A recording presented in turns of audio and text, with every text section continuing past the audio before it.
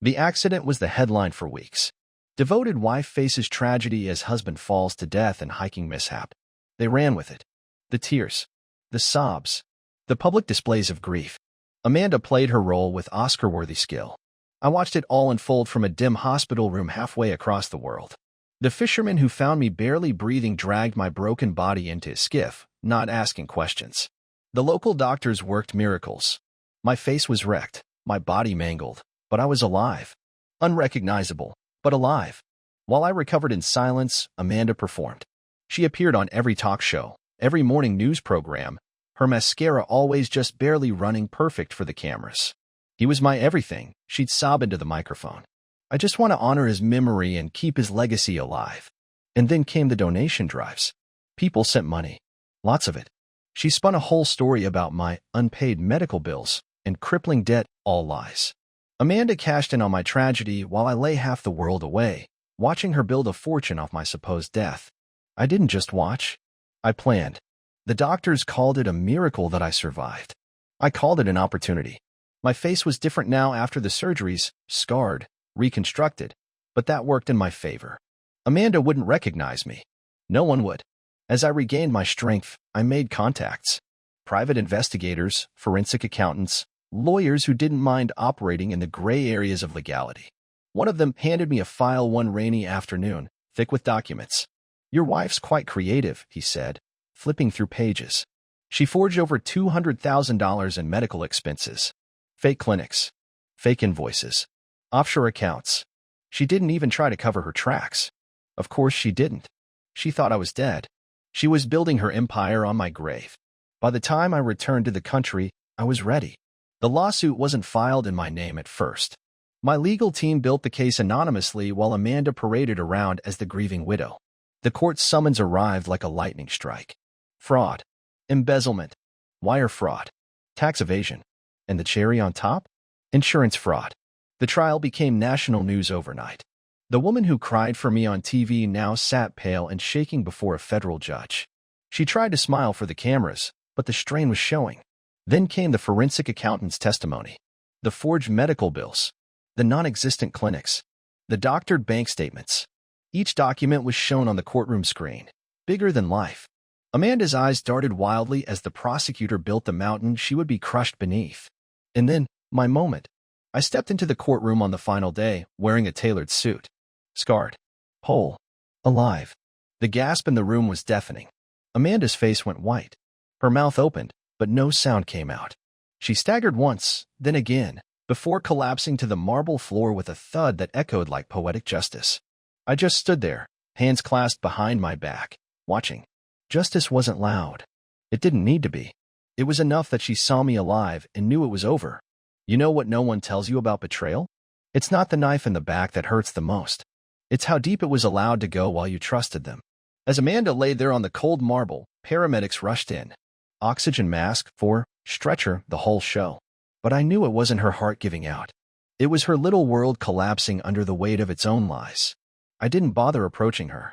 I'd waited too long for this moment to get emotional. I watched the cameras flash, reporters shouting questions, as they wheeled her out like some fragile victim. Victim? If only they knew. The next few days played out like a script I'd written months ago. Amanda's legal team scrambled. Suddenly, the strong, independent widow was now emotionally fragile and mentally unstable. They tried to paint her as a grieving wife who'd made some poor decisions while mourning, as if forging dozens of documents was just some sort of nervous hobby. Her lawyers begged for a deal, but the prosecutors weren't biting. The evidence was too clean, too complete. That's what happens when you're patient. When you let someone dig their own grave while you quietly hand them the shovel. But here's where it gets interesting. See, I wasn't just after her money. No, I wanted her connections. Amanda wasn't working alone. You don't move that kind of cash, forge those kinds of records, without a little help. And I knew exactly where to look. Her accountant, some slick, greasy little parasite named Harris. I found him through my investigators months ago. He wasn't hard to squeeze. A few well-placed calls, some anonymous threats, and suddenly Harris was handing over ledgers, encrypted files, bank statements. Everything. Turns out, Amanda had friends in high places. Politicians. Hospital administrators. Charity board members. All dipping into the same pool of stolen money. That charity fund she set up in my name? A money laundering front. She funneled millions through it, greased plenty of palms along the way. Amanda was ambitious. I'll give her that. But greed always makes people sloppy. Meanwhile, the public loved me. The dead man returned. The husband who miraculously survived and came back to expose his wife's betrayal. I was front-page news, morning talk shows, viral hashtags. Suddenly, the man no one had cared about before became America's favorite tragic hero. Let me tell you something. There's no drug like public sympathy. It buys you things you can't even imagine. Judges listen. Prosecutors lean in. Juries eat it up. Amanda finally posted bail after 2 weeks in county lockup. When she walked out, cameras swarmed her. She didn't even look at me as I stood on the courthouse steps. But her lawyer did. He knew what I was doing. The way he glanced at me, like he was standing across from something he couldn't control. He was right. Later that night, as I sat in my hotel suite overlooking the city, sipping whiskey, my phone buzzed. An encrypted message from my investigator. The senator's account is open. Offshore ties confirmed. The web keeps growing. Perfect. I leaned back and smiled. This wasn't just a personal vendetta anymore. This was war. And Amanda, well, she was just my opening move. You don't realize how far rot spreads until you start tearing up the floorboards. And Amanda? She wasn't just a bad spouse. She was a symptom. The disease went much deeper. The day after Amanda made bail, my phone lit up with calls from numbers I didn't recognize. Private investigators, journalists, attorneys, even a couple of state officials suddenly interested in hearing my side. I ignored most of them. I already knew my story, and I had no interest in letting anyone else shape it. Besides, I wasn't here to talk. I was here to finish. The first crack came from Harris, Amanda's loyal little accountant turned snitch. Under the right kind of pressure, people will tell you everything. Turns out Harris had kept meticulous records. Probably thought he was being smart, in case Amanda ever turned on him. What he didn't expect was me. My team combed through the files for weeks. Shell companies, phantom nonprofits, offshore accounts in the Caymans and Luxembourg, wire transfers disguised as charity partnerships, kickbacks to politicians, doctors, hospital administrators, all greased with the same dirty money that was supposed to pay for my recovery. That was the most beautiful irony. She used my death as her launchpad. The whole operation hinged on me being too broken or too buried to fight back. Except I wasn't. While Amanda was busy giving crocodile tear interviews, I was 3 moves ahead. Every connection, every bribe, every secret partnership, all documented, archived, and timestamped. We weren't just dealing with fraud anymore. We were stepping into federal territory, racketeering, tax evasion, conspiracy. The prosecutors were practically salivating. They weren't coming for Amanda anymore. They were coming for everyone. The media couldn't get enough. Widow's web of deceit exposed. From tragedy to scandal, the Garrison case unfolds. The husband who returned from the dead. I'll admit, I played my part well. The press painted me as the man who lost everything but came back stronger. The broken husband who rose from the ashes. A survivor. And Amanda? She became the villain America loved to hate. Her publicist quit within days. Sponsors pulled out. Charities distanced themselves. The woman who once couldn't step outside without paparazzi now kept her head low beneath oversized sunglasses, dodging reporters like cockroaches in the daylight. Then came the subpoenas. Her parents got served first. They were knee-deep in the charity front. Then the hospital administrator who signed off on the fake medical invoices. Then the 2 senators who advised Amanda on setting up her nonprofit. It was like watching dominoes fall perfectly lined up, each one tipping into the next. And every time one fell, my phone buzzed with another message from my legal team. Another one flipped. Amanda tried to reach out once. A lawyer-to-lawyer message. A settlement offer. A 7-figure check to walk away. An NDA. Silence. I laughed. As if this was ever about money. She still didn't understand. Money was the least valuable thing she stole from me. It was trust. It was loyalty. It was my life. No amount of money would buy her an exit.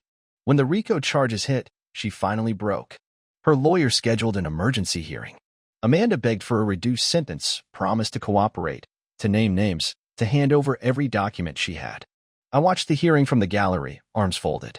She sobbed through her confession, mascara streaking her cheeks, a shattered shell of the woman who once paraded my funeral photos on national television. She named Harris. She named the senators. She named her own parents. And still, she never once looked in my direction. But that was fine, because I was nowhere near finished. They always say the hardest part of revenge is knowing when to stop. Lucky for me, I never had that problem. I wasn't chasing satisfaction. I was chasing consequence. Amanda's cooperation bought her some breathing room, but not much. The feds moved fast once she started singing. The charity accounts were frozen. The hospital's board of directors was dismantled like a crooked house of cards. Half a dozen politicians suddenly found themselves retiring to spend more time with family. But not me. I wasn't retiring. I was watching. The first big headline broke 3 days after Amanda's hearing. State senator indicted in widening charity fraud scandal. Then another. Prominent hospital executive faces federal charges in Garrison case. The media stopped calling it her scandal. Now they were calling it my case. My investigation. I didn't correct them. Behind the scenes, Amanda was crumbling. Her legal team tried to negotiate new terms every week. Reduced charges. Home confinement. Plea bargains. The prosecutors weren't interested. The public wasn't either. The case had grown too big, too messy, too profitable. They wanted blood. I made sure to attend every hearing. Always the same routine. She'd walk in, head down, wearing some muted designer suit 2 sizes too big now that the stress was eating her alive. No more makeup. No more carefully staged tears. Just raw panic, barely held together. She refused to look at me. I didn't speak. I didn't need to. My presence alone was the knife she twisted into her own gut every time she stepped into that courtroom. It's funny, really. The woman who once played the perfect grieving widow was now terrified of the man she thought she buried. But Amanda wasn't my only target anymore. Her parents, Margaret and Charles, were next. They thought they were untouchable. Old money. Political donors. Board members on a dozen charities. Turns out, old money leaves old paper trails. My investigator delivered the final package in a plain manila folder one rainy night. Shell companies tied to offshore investments. Falsified property appraisals. Tax shelters. The same kind of documents Amanda had forged, but these went back years. Generations, even. Charles was laundering campaign donations through real estate projects. Margaret funneled donor money into her Women's Education Foundation, which turned out to be little more than a private slush fund. They weren't just guilty by association. They were architects of this entire house of cards. Federal agents raided their estate 2 weeks later. Live on TV. Helicopters hovering. Cameras rolling. Charles in handcuffs, looking like a man who just realized his last name wasn't enough anymore. Margaret? She screamed at the cameras. At the agents. At anyone who would listen. I watched from my hotel suite, sipping my coffee. By now, people were calling me a symbol. The man who took down the corrupt elite. Journalists praised my restraint. Psychologists speculated on my strength of character. Talk shows booked panels to discuss my remarkable resilience. None of them really understood. It wasn't strength. It was clarity. The people who'd sat around lavish dinners after my funeral, laughing, celebrating, spending my life insurance payouts, they were all choking on the same meal now. Amanda's last hearing was scheduled for the end of that month. Federal prison. 15 years. No parole. Her lawyer tried one last desperate Hail Mary, a statement for the court. Mrs. Garrison deeply regrets her actions and the pain she's caused her family. She hopes Mr. Garrison can find it in his heart to one day forgive her. Forgive? That word made me smile. The judge asked if I wanted to respond. I stood up. The courtroom fell silent. I looked right at her, really looked, for the first time in years. My forgiveness, I said calmly, was buried the day you tried to bury me. And then I sat back down. Amanda finally looked at me then. For the first time, she saw exactly what she created. Not a victim. Not a broken man. A storm. The funny thing about revenge is that most people assume it ends when you win. But that's not how real life works. After the dust settles, you're left standing in the wreckage you created, staring at the pieces of a life you thought you wanted back. Amanda was locked away. Her parents were facing their own federal charges. The press finally moved on to newer scandals. To everyone else, it was over. But not for me. You see, I wasn't trying to rebuild my old life. That life died the moment Amanda's hand hit my back and I fell toward those rocks. What came after was something colder, sharper, calculated. The insurance companies eventually reached out. Technically, I was still the legal beneficiary of all those widow's funds Amanda collected after my supposed death. A few $1 million sat in frozen accounts, tied up by court orders. Every lawyer involved advised me to fight for it. But I declined. I didn't want her money. Money never really meant anything to me. That was her currency, not mine. No, what I wanted was legacy. Quietly, without media attention, I bought back the house. Our house. The one Amanda had remodeled using the charity funds. It stood empty now, a hollow, designer showroom filled with expensive furniture, cold marble countertops, and echoes. I walked room by room, remembering where we used to laugh, where we used to pretend we were building something real. The kitchen, the bedroom, the deck where we'd sip coffee on Sundays. All of it carefully staged lies she decorated with fresh flowers and manipulated smiles. I gutted the place. Every stick of furniture, every granite countertop, every designer light fixture, gone. I brought in contractors. Told them I didn't want a remodel. I wanted a cleansing. Stripped to the studs. Rebuilt from nothing. A house reborn. One of the reporters tried to interview me during the demolition. "How does it feel?" she asked, trying to sound sympathetic. "To finally have your life back?" I looked at her. Calm. Flat. "I don't want my life back," I said. "I want a life Amanda never touched." What no one understood was this. I never wanted her gone. I wanted the part of me that allowed her in to die. As the months passed, I kept the media at arm's length. Book deals were offered. TV appearances. Documentary pitches. I rejected all of them. Let the public build their fairy tale version of me. The victim who triumphed. The man who overcame unspeakable betrayal. They could keep their headlines. I knew the truth. I didn't overcome anything. I simply became what they never expected. The only person I stayed in contact with was my lead investigator, the one who helped dismantle Amanda's entire operation. He kept me updated on the others, those Amanda dragged down with her. Harris pled guilty. The hospital administrator flipped. Several politicians lost their careers, their freedom, or both. Every once in a while, the investigator would drop a file on my desk. Fresh dirt. Fresh charges. Fresh collapses. I never asked him to stop. And Amanda? She sat in a federal prison in upstate New York, wearing beige scrubs instead of designer dresses, trading charity galas for cafeteria food and concrete walls. I checked in on her case file every few weeks. Like clockwork. It wasn't obsession. It was closure maintenance. One night, maybe 9 months after sentencing, my phone buzzed. A restricted number. I answered. There was a long silence before a familiar voice whispered, "Why are you still doing this?" Amanda. Her voice was different now. Hollow. Drained. "I'm not doing anything," I said softly. "This is all you." "Please," she whispered. "I lost everything." "No," I corrected her. "You lost me. Everything else was just collateral." And I hung up. That was the last time I heard her voice. The world moved on. As it always does. The headlines faded. The TV segments disappeared. The hashtags dried up. Even the whispers that once followed me in grocery stores or coffee shops eventually stopped. People found new scandals to feed on. New victims. New villains. But I was still here, standing in the quiet. And that's when the real weight started. No one warns you about the silence after revenge. The rage that drove you for months, years, it burns hot, then dies suddenly. Like a storm that tears everything apart and leaves you alone in the wreckage you created.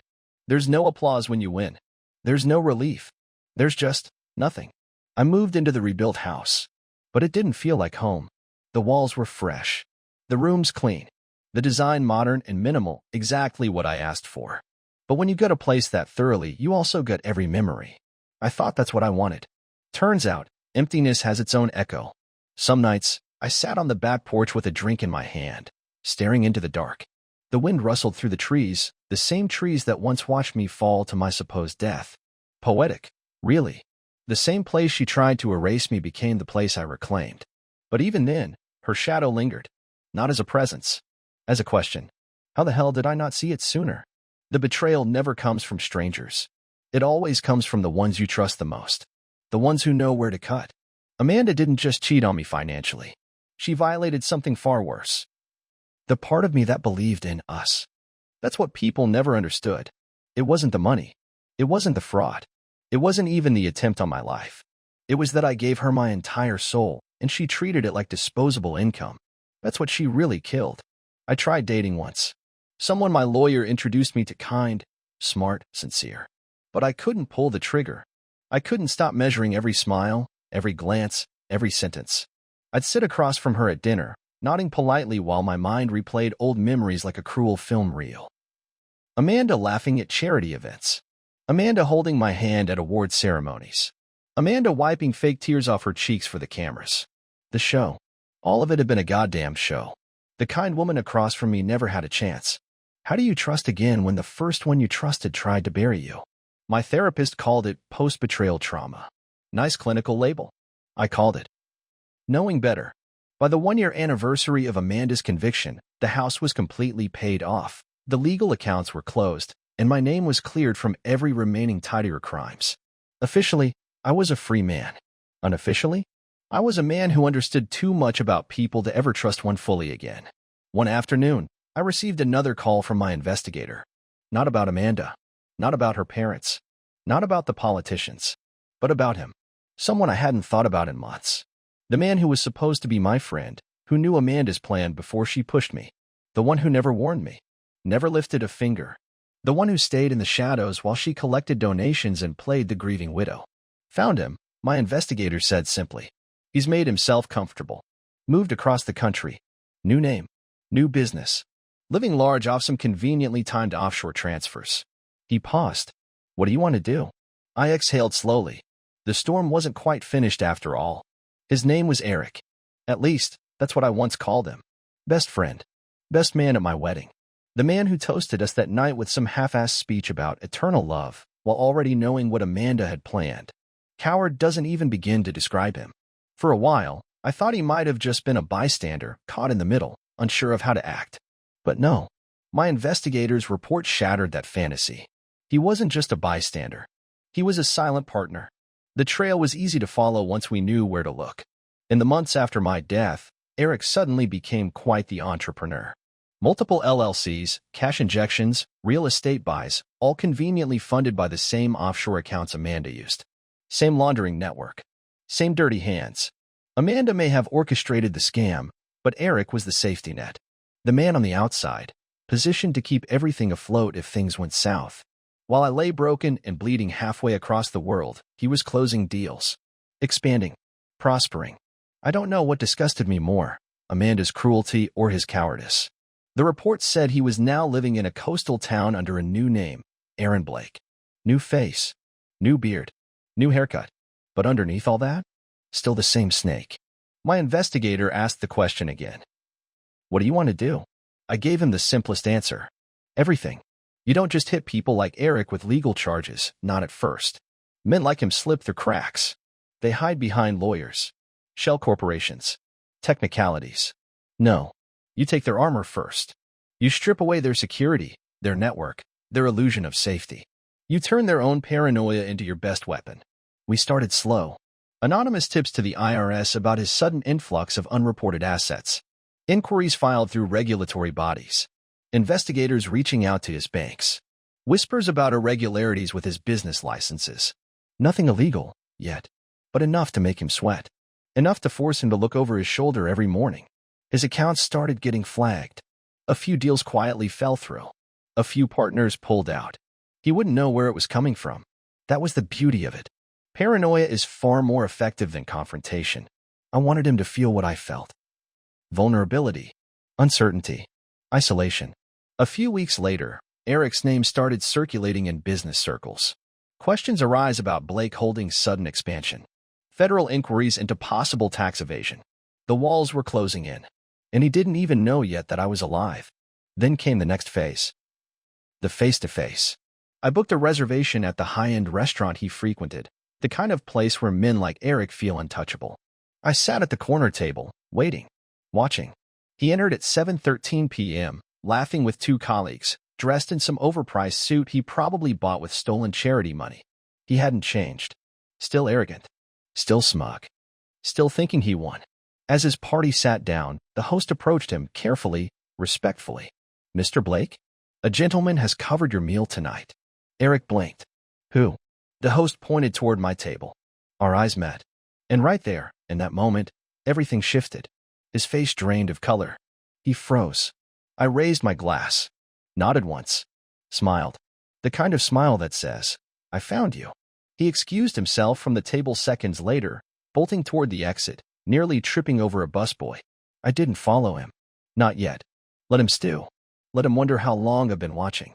Because this wasn't about public exposure anymore. This was personal. And Eric was about to learn that betrayal has layers. For days after our little restaurant encounter, Eric didn't leave his house. The investigator fed me updates like clockwork. His lawyer showed up twice. He made several calls to old contacts in finance and politics. He even booked a consultation with a crisis management firm. Panic. Exactly what I wanted. See, cowards like Eric are dangerous when they still believe they can escape. What they can't handle is certainty, the moment they realize there's no door, no exit, no deal. That's where real power sits. The next move came quietly.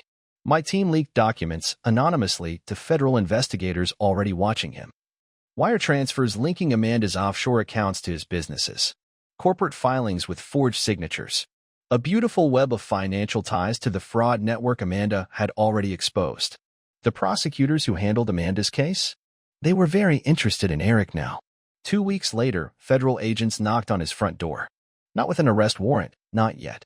Just questions. Routine. Casual. Friendly. That was enough.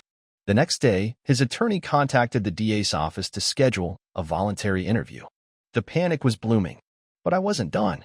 While the Fed squeezed him, I planted the next seed.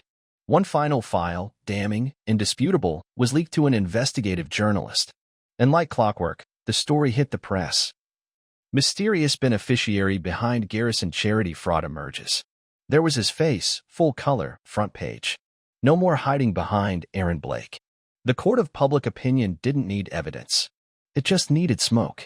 And now Eric was choking on it. He tried to run. I was expecting that. On a Tuesday morning, my phone buzzed. Private jet charter booked under alias. One way. No return flight scheduled. Pathetic. He thought he could vanish again. That afternoon, federal agents showed up at the airfield. Customs held him long enough for the arrest warrant to arrive. Wire fraud. Tax evasion.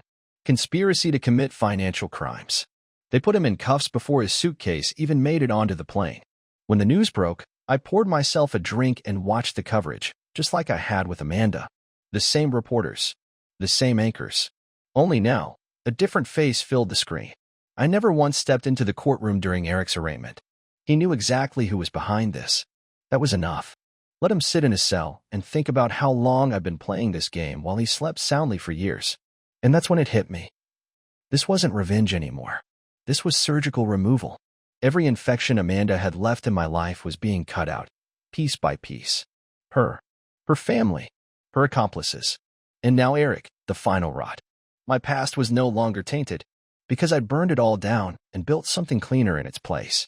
But there was still one piece left. A message came from my investigator that same night. The trustee is ready to talk. Ah yes, the final loose end. The man who funded the entire operation from the shadows. Because you see, Amanda and Eric weren't smart enough to mastermind all this on their own. Someone else was pulling strings. And now it was finally time to meet him. Every betrayal has a root, a core, a hand behind the hand. And for years, that man stayed in the shadows until now. The trustee. His name was Franklin Royce. 62 years old. Private wealth manager. The kind of man who lived on country club memberships and offshore shell companies. He didn't need to touch the dirt himself. That's what people like Amanda and Eric were for. He simply designed the blueprints. Set the pieces on the board. Watched the game unfold. He handled Amanda's trusts, her family's money, Eric's businesses, and more importantly, the insurance policies that were cashed out when I was presumed dead. He wasn't just involved. He was the goddamn architect. The puppet master. And like all puppet masters, he thought he was untouchable. After all, I was supposed to stay dead. That was his mistake. When my investigator arranged the meeting, it was done off the books. No police, no legal teams, no cameras. Just the two of us. A private room at one of those exclusive hotels where men like Franklin broker deals that never touch the light. He arrived precisely on time, of course. Franklin Royce looked exactly like the type of man who thought he could play God. Tailored suit. Impeccable watch. Hair silver, but styled like a man clinging to his prime. The door closed behind him. He studied me for a moment, measuring. So, he finally said, his voice smooth. "You're not quite as dead as everyone assumed." I didn't answer right away. I let the silence hang, heavy, deliberate. Because men like Franklin are allergic to silence. It unnerves them. It steals their rhythm.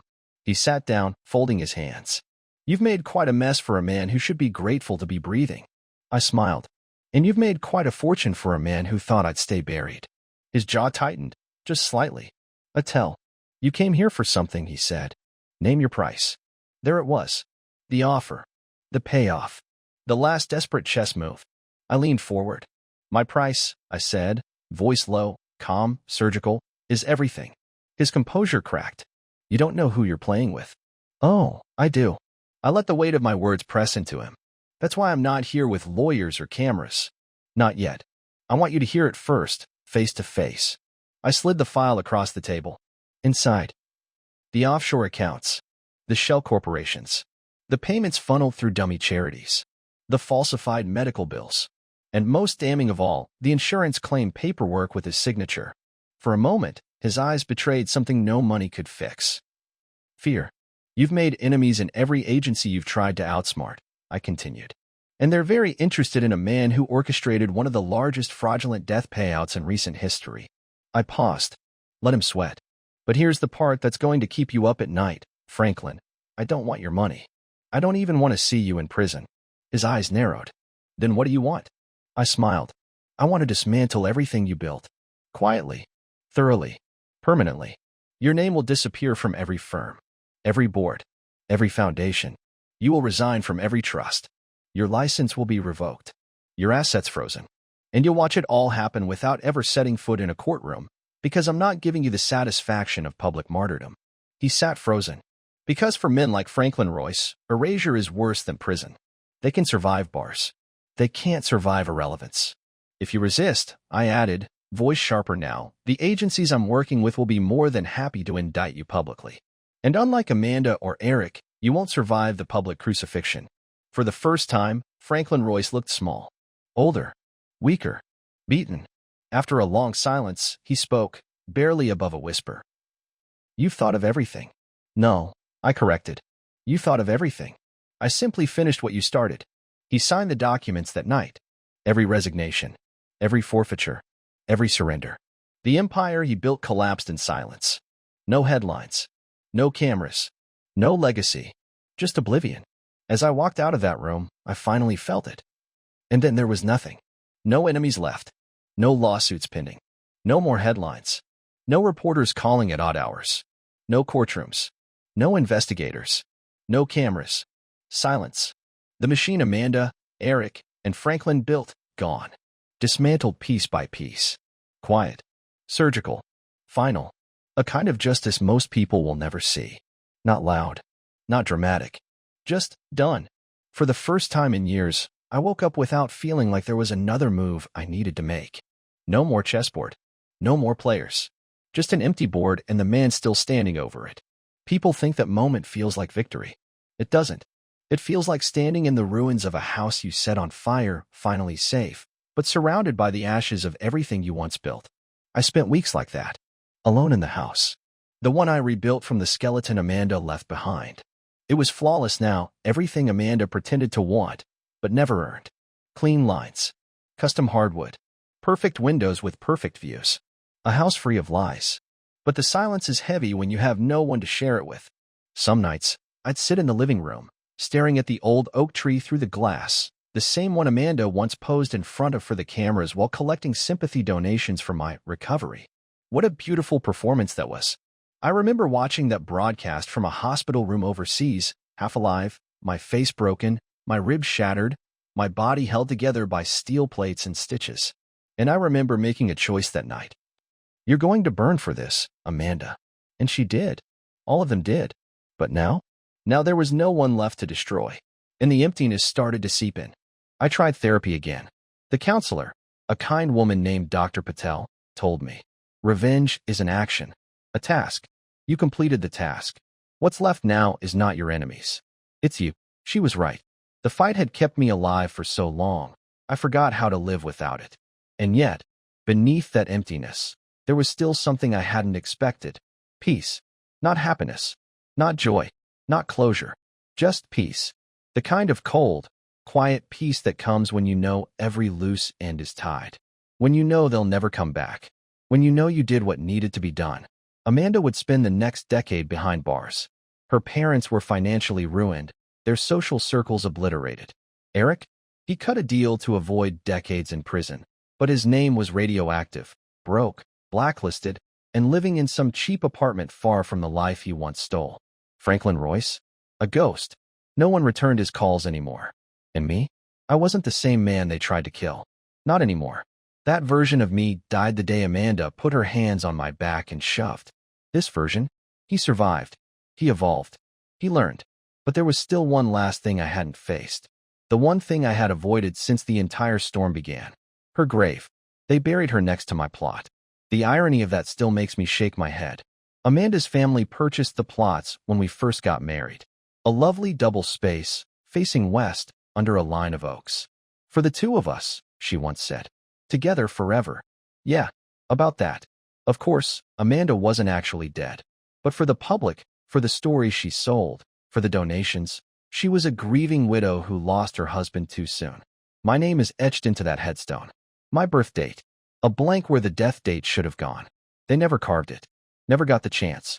Because I came back before they could finish the lie. But the stone remains. An empty grave for a man who was never buried. A monument to her scam. For the longest time, I avoided it. It felt like a twisted shrine to everything she tried to steal. But now the war was over. Now it was time. I drove out to the cemetery one gray morning, alone. No reporters. No lawyers. No investigators. Just me, and the stone with my name on it. And Amanda's plot right beside mine, waiting for her. The grass had grown tall around it, as if even the groundskeepers wanted to forget it existed. The stone was starting to weather. The flowers were long dead. It looked exactly how it should. Abandoned. Forgotten. I stood there for a while. No rush. The wind cut across the hill. The clouds hung low, heavy. It felt fitting. No sunshine today. As I looked down at my own name carved into cold stone, I thought back to all the people who'd cried for me, mourned me, donated money.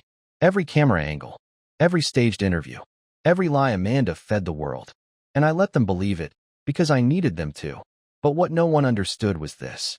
I never mourned myself. I never had time. I was too busy building my revenge. Now, standing in front of that empty grave, I finally felt it. The mourning. The funeral I never had. Not for my body. For my old life. The man who trusted too easily. The husband who believed in love. The fool who thought loyalty was enough. He's dead. And this stone, this grave, it's his. Let it rot here. I took one last long breath, my fists clenching slightly. And then I spoke out loud, my voice steady, low. You almost won, Amanda. But you made one mistake. I paused. You left me breathing. I turned. Walked away. Never looked back. The wind howled behind me like the last whisper of a ghost being silenced for good. People like to romanticize revenge. They think once you've destroyed the people who tried to ruin you, you walk away whole. You don't. You walk away hollow. The weeks after that cemetery visit felt strange. Not bad. Not good. Just empty. The driving force that kept me alive, the rage, the need to set it all right, was gone. What's left after you've torn every last root out of the ground? A field of dirt. Clean, but barren. I wasn't a victim anymore. I wasn't a husband. I wasn't even really the man who started all this. I had money. Plenty of it. The payouts. The settlements. The leftover charity funds that got returned and redirected. My legal team made sure every last cent that wasn't stolen went into new hands, mine included. But money never mattered. Not after what I lost. Not after what I became to get it. I had the house, too. The one I rebuilt. Every beam, every wall, every nail. Exactly how I wanted it. Perfect on paper. But when you rebuild something from the ashes, sometimes the air still smells like smoke. Friends? Gone. Family? Scattered. Rebuilding trust? Not even on the table. The few people who stayed loyal during my death had their own lives now. Their own paths. And I wasn't going to drag them into the ruins of mine. Some nights, I'd sit on the back deck with a glass of whiskey, watching the horizon darken as the sun dipped behind the trees. No music. No TV. No phone. Just silence. And I'd catch myself wondering, what now? The problem with revenge is it makes you good at one thing, destruction. But when the war's over, you have no one left to destroy, including yourself. Dr. Patel tried to warn me. She said, you need to find something that exists outside of what was taken from you. But when everything you loved was rooted in that betrayal, where do you plant new seeds? Sometimes, I caught myself walking through the house, imagining how it used to sound when Amanda was still pretending. The fake laughs, the rehearsed grief, the tender words that were nothing but tools in her game. It wasn't nostalgia. It was study, reviewing the battlefield after the war, learning. I wasn't angry anymore. That's the part no one believes. I didn't hate her. I didn't even care about her rotting in a cell. She was nothing. But you don't walk away from betrayal untouched. You carry it. Even when the storm's passed, you carry it like lead in your chest. A weight you grow used to, but never fully drop. It's not grief. It's not rage. It's awareness. The cold, permanent understanding that even the person you trusted most could sell you out for something as cheap as greed. And that's something you never unlearn. One night, sitting outside, watching the wind tear through the trees, I finally whispered to the dark. You don't win revenge. You just survive it. And in that moment, I finally knew exactly who I was now. Not a husband. Not a victim. Not a villain. Not a hero. Just a man who walked out of the fire. It arrived in a plain white envelope. No return address. No stamp. Just slid under my door one quiet morning like a ghost whisper. I almost didn't see it. Almost stepped over it barefoot, coffee in hand, on the way to the kitchen. But the handwriting stopped me. Not because I recognized it, but because I didn't. Perfect script. Careful strokes. Deliberate. Too neat for a scam. Too human for a threat. I opened it slowly, half expecting some legal formality or a final attempt at leverage from Amanda's lawyers. But it wasn't any of that. It was short. Just 3 sentences. The prison loomed in the distance like a dying monument. Gray. Cracked. Built in a time when bricks were meant to intimidate and windows were optional. The kind of place where noise went in but rarely came out. Isolation unit. Segregation block. Whatever term they used now, it all meant the same thing. You were buried, but above ground. I checked in under a false name. Standard procedure. I wasn't here to make headlines. I was here to look her in the eye. Just once. They processed me through the usual gates. Metal detectors. Pat-downs. A guard with a clipboard in the face of a man long since done caring. Visitor for 414089, he asked. I nodded. He stared at me for a beat longer than usual, then gestured toward the hallway. This way. The walk felt longer than it was. Each step echoing down the linoleum like it was dragging 20 years of betrayal behind it. Then the door.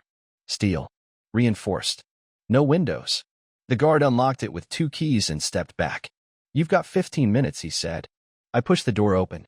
And there she was. Amanda. Older. Paler. Thinner. Her hair was shorter now. Cut blunt, almost harsh. No makeup. No jewelry. No pretense. She looked up from the metal table like someone waking from a bad dream. For a moment, she just stared at me, like she didn't believe I was real. Then, slowly, her mouth opened. You came. I didn't sit. Didn't speak. Just watched her. I didn't think you would, she said. Her voice was weaker than I remembered. Less venom, more weariness. I got your message, I replied finally. She flinched. Even that little admission stung her. Good. Amanda looked down at her hands. They trembled. I didn't write it, she said. But I knew, someday you'd come. I didn't come for you, I said, voice calm, steady. I came for me. That landed. She swallowed, looked up again, eyes glassy now. I've thought about what I did every day. I doubt that, I said coldly. You were too busy collecting donations. Counting cash. Smiling for the cameras. She didn't argue. Maybe she knew it wouldn't matter. Or maybe she finally understood there was no defense. You were right, she whispered. I was greedy. I was lost. I laughed. Not kindly. No. You weren't lost. You were clear. That's the part that still stings. You knew exactly what you were doing. She nodded. Slowly. Didn't cry. Not this time. Just sat there in that stiff prison chair, the weight of her choices finally catching up with her bones. I just wanted it all, she murmured. The house. The life. The money. And somewhere along the line, I started believing I deserved it. Even if you didn't survive. There it was. The closest thing to truth I'd ever get from her. I stepped forward, close enough that the guard behind the glass probably tensed. I leaned down. You asked about forgiveness, I said, my voice low. She held her breath. I looked her dead in the eye. I forgave myself. Then I turned and walked out. She didn't call after me. She didn't cry. She just sat there, alone, and the echo of the only thing she'd never prepared for. Irrelevance. When I stepped out of the prison that day, the air hit different. Colder. Cleaner. Like it had been filtered through the final confrontation. I didn't look back. Not at the concrete walls. Not at the steel doors. Not at the woman I once vowed to grow old with. That chapter was sealed. There's something surreal about walking away from a war you survived. You expect fanfare. Relief. Some kind of cinematic closure. But it's never like that. You just walk. And the weight gets a little lighter with every step. Back at the hotel, I stood in front of the mirror for a long time. Not because I didn't recognize myself, but because I finally did. The man looking back at me wasn't the broken husband Amanda tried to bury. He wasn't the vengeful ghost that clawed his way back into the world, either. He was something else now. Sharper. Calmer. Whole. In a way that only comes after you've been completely dismantled. I packed my bag without ceremony. No souvenirs. No notes. Just clean shirts and a few books. I didn't leave a message for Amanda. She had my silence. And in the end, that was the most poetic thing I could give her. The flight home was uneventful. Middle seat. Crying baby 2 rows back. Same recycled cabin air. But I didn't care. Because for the first time in years, there was no unfinished business waiting for me when I landed. Back home, the house greeted me like an old dog, loyal, quiet, empty. I set down the bag, walked through the room slowly, touched the walls, looked out the windows, listened to the silence, not as punishment, but as peace. I took down the last remaining picture of Amanda that night. An old wedding photo buried in a drawer I hadn't touched since the trial ended. She was smiling, holding my hand. The camera had caught the perfect moment. But cameras don't capture intent. They don't show you what's being planned behind the smile. I stared at it for a moment, then burned it in the fireplace. No drama, no rage, just fire and truth. The next morning, I started something new. Nothing dramatic. Just planting. Real planting. Dirt under the nails. New life. Actual roots. I built a garden in the back, not for beauty, not for show. For rebuilding. Every seed I dropped into the soil was a word I didn't need to say. Every bloom was a memory I didn't need to keep. Friends began to return slowly. Not all. Not most. But a few. Enough. One evening, my neighbor, a quiet widow who used to wave but never speak, brought over a small pie. No agenda. No pity. Just a pie. And we talked. About nothing. About everything. Not love. Not pain. Just now. That's what rebirth feels like. Not loud. Not dramatic. Just waking up one day and realizing you're no longer surviving, you're living. Not for revenge. Not for memory. Just for yourself. Even peace has echoes. Little reminders that crawl back into the room when the world quiets down. A scent. A phrase. A memory sharpened by time instead of dulled by it. But I didn't fear them anymore. I let them come. I let them pass. Because now, they didn't control me. They educated me. I began writing again. Not publicly. Not for profit. Just in a worn leather notebook I kept beside the bed. Every morning, 10 minutes. No more. No less. Not about Amanda. Not about revenge. About truth. I wrote about what it feels like to be lied to by someone who once whispered forever in your ear. I wrote about watching the hands that once cupped your face become the hands that shoved you off a cliff. I wrote about the rebirth. The fire. The silence. And every page I filled became a brick in the foundation of who I was rebuilding. One night, I received a call. Unknown number. Normally I'd ignore it. But something told me to pick up. It was one of the journalists, the only one I hadn't shut out completely. The one who had treated my story with respect, not bloodlust. She'd gotten wind of Amanda's condition. Her isolation. Her silence. She asked if I wanted to speak again. An interview. An article. One final chapter. I paused. Thought about it. Then said, no. I didn't need the last word. Because I already had it. I was alive. Whole. Present. She was forgotten. That was the real end of the story, not when the handcuffs closed. Not when I walked out of the prison. Not when the money was reclaimed or the house rebuilt. It ended when her voice no longer dictated mine. The journalist respected it. She said if I ever changed my mind, the door was open. I thanked her, then put my phone away and walked outside. The garden had started blooming. Reds. Blues. Even a stubborn vine crawling up the back fence. It looked wild. Untamed. Real. I sat down with a cup of coffee and just breathed. No past. No headlines. No courtroom. Just this moment. This breath. this version of me. And I realized something important. The world didn't owe me healing. That was mine to earn, mine to claim, mine to live. Amanda didn't steal my life. She tried. She failed. And now she lives in the shadow of that failure. But I live in the light of my survival.